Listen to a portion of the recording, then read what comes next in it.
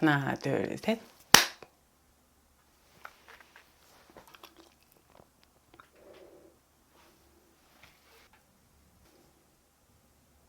안녕.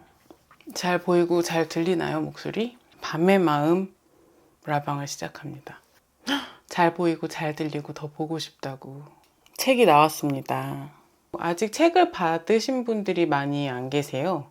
이제 책이 도착하고 있는 그런 단계여가지고 리뷰가 하나도 내 귓가에 들리지 않는 이 시점에 뭔가 내가 할 수 있는 이야기가 따로 있지 않을까? 이런 이야기가 어땠어요? 뭐 이런 식으로 이야기해 주시기 시작하면 제가 또 이렇게 이야기하는 게 달라질 수도 있기 때문에 목소리가 안 좋아서 할까 말까 살짝 고민을 했었어요. 밥을 먹었더니 목소리가 다시 나오기 시작해가지고 이제 책을 벌써 4권째 내는데 그래도 쑥스러운 거는 참 가시지 않는구나 싶습니다.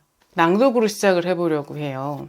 책 받으신 분들 혹시 계시면 같이 보시면서 들어주셔도 좋을 것 같아요. 이번 책의 에필로그가 에필로그이자 프롤로그 같은 느낌이에요. 270페이지 에필로그 같이 읽어요. 아주 높은 곳에 매달린 빨랫줄을 상상합니다.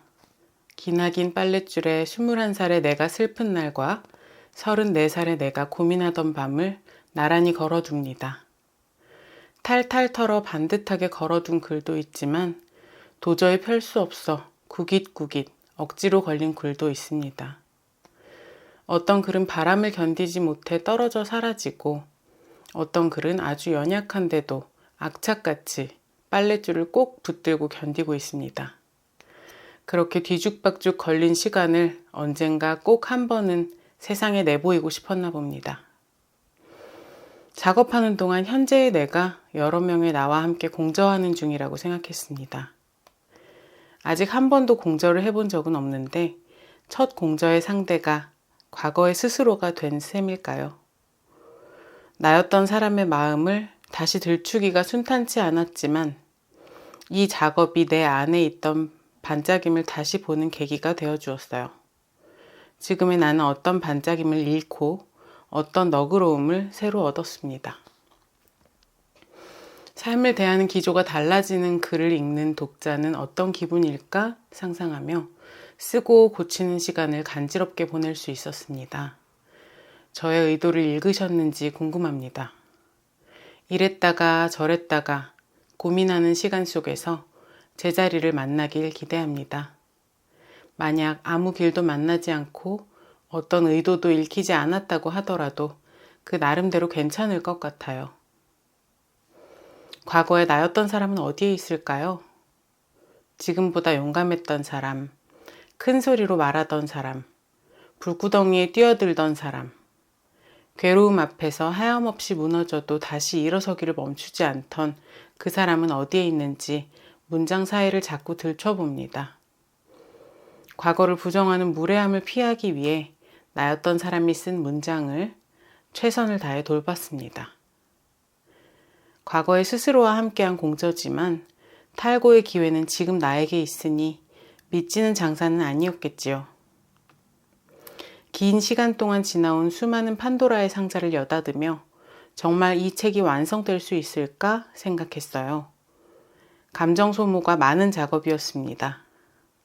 이제 저는 이 책을 닫습니다. 책 속의 이야기는 모두 당신의 것입니다.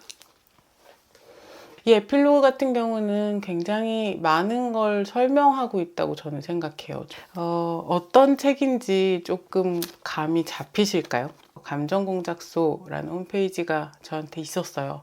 있었는데 없었습니다가 됐거든요. 그 감정공작소라는 홈페이지를 제가 20대 초반부터 가지고 있었던 것 같아요. 내가 마음이 어두울 때 글들이 되게 차곡차곡 많이 쌓여 있는데 이게 언젠가 없어질 거라는 생각이 확 드는 거예요. 왜냐면 실제로 없어졌죠. 근데 내가 이제 돈을 그만 내기 시작하면 없어지는 거고, 도메인이라든지 용량이라든지 이런 것들이 지속적으로 해커들의 공격이 있었어요. 그리고 게시판에 글을 막 몇십 개씩 막 써놓고 가고, 그러니까 뭔가 이렇게 프로그램이 있겠죠? 그래서 내가 알 수 없는 무언가가 계속 이용되고 있고 있고, 그리고 나는 뭘 계속 지워야 되고 이런 게 되게 좀 스트레스가 됐어요. 소중한 곳이 맞긴 하지만 제로보드라는 것, 역사 속에 사라진 그런 건데 내가 계속 가지고 있는 것보다 이제 놓아줄 때가 맞겠다 싶어서 요 책의 마감을 치던 즈음에 감정공작소를 문을 닫았어요. 감정공작소에 올려두셨던 사진들도 있냐고. 책은 사진이 아무것도 없는 그냥 정말 글만 있는 책입니다. 20대 초반의 이미랑이라는 사람부터 그리고 가장 최근에 이미랑이라는 사람까지 이제 쭉 있는데요. 정제되지 않은 좀 미숙한 그런 이런저런 모습이 굉장히 많이 담겨 있고요. 많은 의미가 있는 책인데요. 계속 고치고 다시 쓰고 읽고 하면서 지나갔던 감정들을 계속 제가 열었다 닫았다 하게 되잖아요. 너무 그렇게 마음의 방을 자꾸 여러 번 열었다 닫았다 하는 게 현명한 짓은 아니에요, 사실. 근데 이제 작가로서, 특히 또 에세이 작가로서 다른 사람들이 잘 놓아주는 걸 잘 놓아주지 못하는 사람이라는 뜻도 된다고 저는 생각하거든요. 저는 좀 아프기도 하고 어렵기도 한 그런 감정들을 열었다 닫았다 하면서 사람의 얼굴도 보이고 여러 가지 감정의 얼굴도 보이고, 그리고 되게 아팠던, 진짜로 신체가 아팠던 지점도 있었고 마음이 너무 많이 아팠던 지점도 있었고, 뭐 그런 지점들을 보면서 쉽지 않다 하지만 이렇게 하나의 또 어떤 의미 있는 작업을 해나가는구나 라는 생각을 했던 것 같고요. 이제 긴 시간 동안 써온 거 약간 농축시켜가지고 이제 내는 느낌이고, 내가 창작자로서 순수 에세이로 써야 하는 글들은 다 썼다. 다른 주제가 전혀 없이 그냥 나와 감정 이런 식으로 가는 책 같은 경우는 이 책이 거의 마지막이라고 보시면 될 것 같아요. 털고 가야 하는 시점이라는 생각도 들어요. 그래서 이제까지 내가 반복해서 생각해오던 어떤 것들, 이제는 그만 생각해야 될 시점이 온 것 같기도 하고, 그리고 나를 계속해서 괴롭히던 뭐 상처라든지 어둠이라든지 내면 정리를 한번 싹 하고 다음 챕터로 가는 것 같은 기분이 드는 것 같습니다. 감정공작소에 1000개가 넘었었는데, 일기가 몇천 개의 일기 중에 진짜 너무너무 옛날 거를 막 끄집어내서 집어넣은 것들이 있거든요. 그래서 그런 거는 아마 아무리 내가 좀 감정공작소 좀 봤소 해도 그런 글은 못 보지 않으셨을까라는 생각도 들어요. 책 첫인상이 아까워서 조금씩 아껴서 볼 것 같다는 생각이 들었어요. 아이고, 감사합니다. 제가 이제까지 냈던 책 중에 제일 호흡이 짧아요. 이렇게 긴 글들도 있는가 하면 이렇게 짧게 한 페이지에 글이 이렇게 4개가 띡띡띡띡 짧게 이렇게 들어가는 글들이 있어요. 사진집도 내주세요. 생각만 하지 말아주세요. 저는 책에 낙서하면서 여러 번 보는 걸 좋아해요. 아마 밤의 마음도 낙서투성일 것 같아요. 크크. 저 그런 거 진짜 좋아요. 진짜 좋아하는 책은 저도 무조건 뭐 이렇게 쓰고 이런 거 되게 좋아하는데, 이 책도 받자마자 이미랑 책이라고 여기 써놓고 위로가 되어주는 부분이 분명히 있었으면 좋겠어요. 분명히 좀 오히려 마음을 후벼 파는 부분도 없지 않을 것이다 라는 생각이 들어요. 왜냐면 나의 창작물들, 아무래도 나랑 굉장히 닮은 부분이 있기 때문에 어떤 부분이 계속 건드려져서 계속 찾아오게 되는 거라고 생각하거든요. 우리가 닮은 만큼 나를 찌른 부분이 당신을 찌르고 갈 수도 있다라는 생각.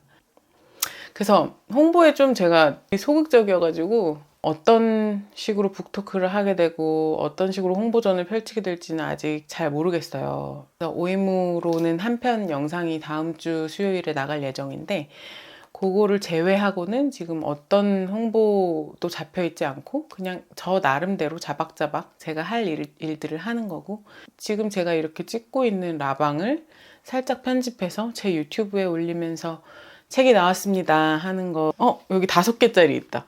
쭉쭉쭉쭉쭉 이렇게 책을 많이 안 읽던 사람들도 어렵지 않은 느낌으로 읽을 수 있지 않을까 생각했고요. 2세 찍을 때까지 1세 사서 다 선물 돌려야지. 우와, 4개의 짧은 이야기를 빠르게 슉슉슉 읽고 넘어가도록 할게요. 31페이지. 요즘 인생의 모토처럼 삼으면서 살아가는 어떤 주제 같은 건데, 똑똑하게 감각하되 염세적인 자신을 치우고 낙천적인 태도로 삶을 대할 것. 친절하고 다정한 사람으로 살기 위해 쓰는 에너지는 한 톨도 아까워하지 말 것이라는 글이 있습니다. 그 다음에는 167페이지에 언제나 가질 수 없는 것을 원하고 불가능을 위해 걸어갈 거야. 티끌만한 고민 앞에 몸부림치고 태산 같은 고통을 의연하게 받아들이겠지. 그러다가 언제 그랬냐는 듯 눈물을 훔치고 일어나서 음악을 틀고 춤을 추자. 춤을 추자. 이 책에 그러니까 몇 가지 주제가 있다라고 생각을 한다면 그 주제 몇 가지 중에 하나인 것 같아요. 198페이지. 내 마음은 내 마음대로, 네 마음은 네 마음대로. 우리 서로를 이해하지 말고 받아들이기로 하자. 무리해서 끌어안지 말고 받아들일 수 있는 지점까지만 가기로 하자. 자연스럽게 함께 있고 싶은 동안만 함께 하자. 그렇게 가볍게 훌렁훌렁 봄밤의 산책처럼 함께 걷자. 내 마음은 어째서 이렇게 어렵고 무거운가? 왜 나는 자꾸 넘어지나? 그렇지만 마음에는 적어도 마음만은 가성비와 효율을 따지지 말아야지. 이 끝부터 저 끝까지 모두 돌보고 바람을 쐬어주어야지. 그렇게 살아야지. 파괴하지 말고 보듬으며 살아야지. 내일도 모레도 나는 여전히 나로 살아야 할 테니까. 나는 계속 이대로 나의 안에서 살아갈 테니까. 이렇게 짧은 글들 몇 개 쭉쭉 읽어봤고요. 책 이야기는 이 정도면 된 것 같아요. 어때요? 그 서점에서 그 이미랑 작가님 밤의 마음 나왔나요? 오늘 배본일이라던데. 네, 책이 자기의 길을 만들어 갈 거라고 생각해요. 계속해서 글을 쓰고 책을 낼 사람이라면 이 책이 자기가 더 좋은 길을 저한테 보여줄 거고, 제가 글을 그만 써도 되는 사람이고 책을 그만 내도 되는 사람이라면 또 자연스럽게 그렇게 되지 않을까 싶어요. 놓아두는 것에 대한 생각을 많이 하게 되는 것 같아요. 그래서 계속하는 마음, 그리고 자연스럽게 가는 마음. 안 되면 되게 하라의 정신으로 달려들어서 되는 사람들이 분명히 있거든요. 근데 저 같은 기질을 가진 사람은 그렇게 하다 보면 오히려 자기 스스로가 망가지더라고요. 나한테 너무 내상이 없을 정도로 내가 내적으로 정리를 해둘 수 있는 정도의 방식을 취해서 가는 걸 좀 노력을 하고 있습니다. 책이 나왔습니다. 밤의 마음이라는 책이고요. 오래전부터 일기처럼 쓰던 감정공작소라는 홈페이지에 있는 글을 추려서 첨삭하고 편집해서 책을 냈습니다. 밤의 마음이 나오기 되게 좋은 계절에 나왔다고 생각하고 예뻐해 주시면 좋겠습니다. 앞으로 이 책이 어디로 어떻게 가게 될지 지켜봐 주시면 멀리 꼭 필요한 곳에라도 갈 수 있지 않을까 생각하고요. 함께 해주셔서 너무 감사하고요. 책 읽으시면 저한테도 얘기해 주세요. 이 부분 이랬고 저 부분 저랬어요. 이런 거. 다음에 또 만나요. 안녕.